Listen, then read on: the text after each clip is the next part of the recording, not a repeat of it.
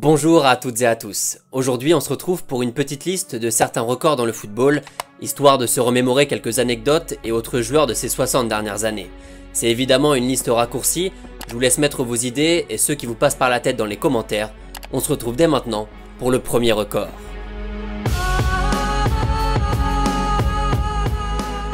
Ce premier record nous ramène à la fin des années 80. Le Steaua Bucarest, club de la capitale roumaine, vient de remporter la prestigieuse Coupe des clubs champions européens, la Ligue des champions, face au FC Barcelone après une séance de tirs au but marquée par la prestation incroyable du gardien roumain, qui stoppe les 4 pénaltys blaugrana. La première victoire dans cette compétition pour un club de l'Europe de l'Est. Mais au-delà de ça, le club va réussir l'exploit de rester invaincu pendant 119 matchs consécutifs entre 85 et 89, en remportant 5 championnats roumains et 4 coupes de Roumanie sans subir la moindre défaite. L'équipe de l'époque comptait dans ses rangs des noms bien connus aujourd'hui, comme le grandissime Gheorghe Hagi ou encore Laszlo Bologna, ancien entraîneur passé par l'AS Monaco, l'AS Nancy-Lorraine et le Stade Rennais. 119 matchs d'affilée sans défaite, une domination absolue pour l'équipe affiliée à l'armée roumaine, qui a attiré inexorablement toutes les plus grandes pépites du pays, grâce à des salaires plus élevés et un bon nombre d'avantages donnés à ses joueurs par le club de la capitale. Une série qui, normalement, ne devrait pas être battue dans les prochaines années, étant donné la densité des championnats européens. Son nom ne vous dit peut-être rien, sauf si vous êtes un grand fan du championnat anglais. Rory Delap est un milieu irlandais qui s'est fait connaître du côté de Stoke City pour avoir été impliqué sur 26 buts suite à une de ses touches, dont 5 directement après son lancer. Grand spécialiste de l'exercice et devenu mondialement connu suite à son arrivée dans le club en 2007, le joueur exécute son geste toujours de la même façon. Le ballon bien essuyé, quelques pas d'élan, un lancer millimétré pour un ancien lanceur de javelot, ça ne s'invente pas, avec une trajectoire puissante et tendue, très compliquée à défendre pour l'équipe adverse. Aussi dangereuse, voire même plus qu'un corner, les touches de Rory Delap ont longtemps été une arme offensive majeure des Potters, notamment dans la première partie de la saison 2008, au cours de laquelle 7 des 13 premiers buts de l'équipe sont venus d'une touche de leur numéro 24. Voilà, un petit record sympathique pour un joueur qui aura traumatisé quelques défenses et causé bien des problèmes à tous les systèmes défensifs en place et à tous les entraîneurs de première ligue.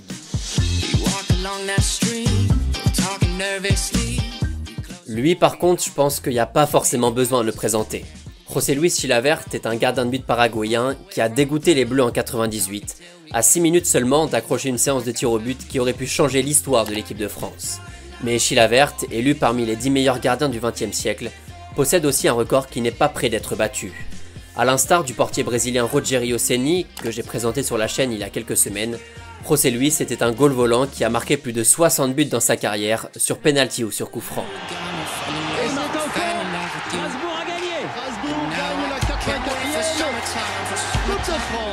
Et parmi tous ces buts se cache une marque qui devrait faire son petit bout de chemin dans la liste des records footballistiques. En 99, sous les couleurs de Vélez en Argentine, club avec laquelle il a remporté la Copa Libertadores en 94, le gardien a marqué un triplé, 3 bonnes mines tirées avec son pied gauche, plein de puissance sur les pénaltys. Pas vraiment courant pour un gardien, encore moins aujourd'hui, et même si les buts ne sont pas incroyables évidemment, ça reste un record et une marque signée l'un des gardiens les plus extravagants de l'histoire. Celui-ci, ça devrait vous parler et vous rappeler quelques souvenirs. Au début de l'année 2009, Manchester United lutte pour le titre en Premier League avec Liverpool et Chelsea et peut compter dans ses buts sur le néerlandais Edwin van der Sar. C'est surtout parce que le gardien a établi un record d'invincibilité en Premier League avec plus de 1300 minutes sans encaisser le moindre but. 1311 très exactement, soit quasiment 22 heures et plus de 14 matchs consécutifs sans aller chercher le ballon au fond des filets. Des parades de folie, une solidité défensive incroyable malgré une défense souvent remaniée suite à plusieurs blessures, et un atout déterminant dans la conquête du titre des Red Devils, au même niveau qu'un Wayne Rooney et un Cristiano Ronaldo devant. Il aura donc fallu attendre un match contre Newcastle pour voir la série se terminer. Là encore, étant donné la densité folle du championnat anglais et les forces offensives en présence, c'est un record qui va être très dur à aller déloger. Donc on souhaite bon courage à tous les gardiens de Première Ligue, le Guinness des records a priori, c'est pas pour maintenant.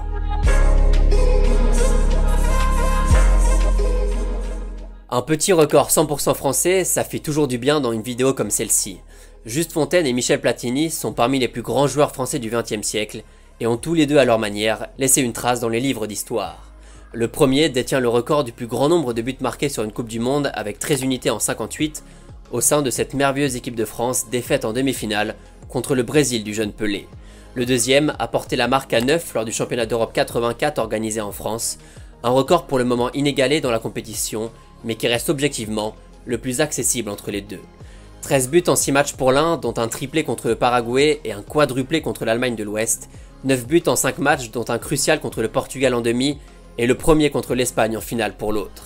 Voilà, une trace française dans l'histoire, ça fait toujours plaisir, et on espère vraiment que ces deux records vont tenir le plus longtemps possible, même si celui de Platini pourrait tomber dans les prochaines années, avec le passage de 16 à 24 équipes depuis l'Euro 2016.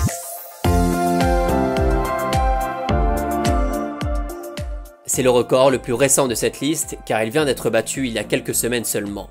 Début octobre 2021, Inaki Williams, ailier de l'Athletic Bilbao, qui a d'ailleurs été rejoint par son petit frère Nico Williams, ailier lui aussi, a joué son 203e match consécutif en Liga.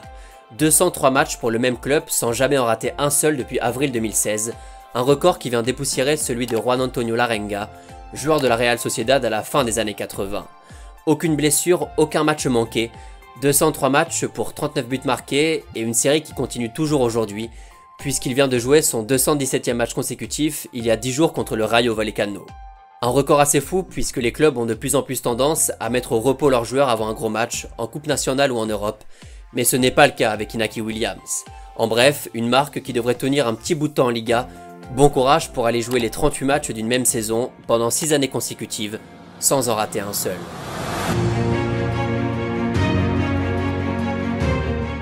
Pour ce 7e et dernier record, je vais plutôt faire une petite liste de tous ceux qui me sont passés par la tête.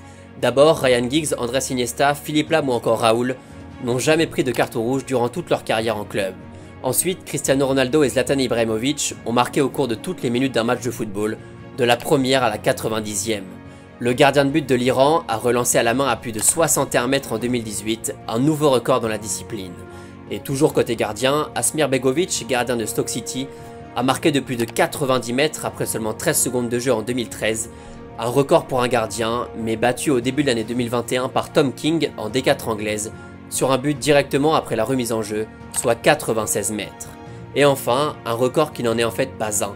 Zinedine Zidane a pris plus de cartons rouges en finale de Coupe du Monde qu'il n'a été signalé hors-jeu dans sa carrière. C'est une rumeur qui traînait comme quoi Zizou n'a jamais été signalé hors-jeu de toute sa carrière, mais en fait, c'est faux. Il a été signalé plusieurs fois hors-jeu, notamment en 2005 contre le FC Barcelone. C'est bien dommage parce que cette anecdote était quand même bien sympathique à raconter. Voilà, cette liste de 7 records est terminée, n'hésitez pas à me dire ce que vous en pensez, si vous avez d'autres idées de listes ou autres sujets pour une prochaine vidéo. Sur ce, je vous laisse et je vous dis à la semaine prochaine pour la première vidéo en face caméra de l'histoire de la chaîne.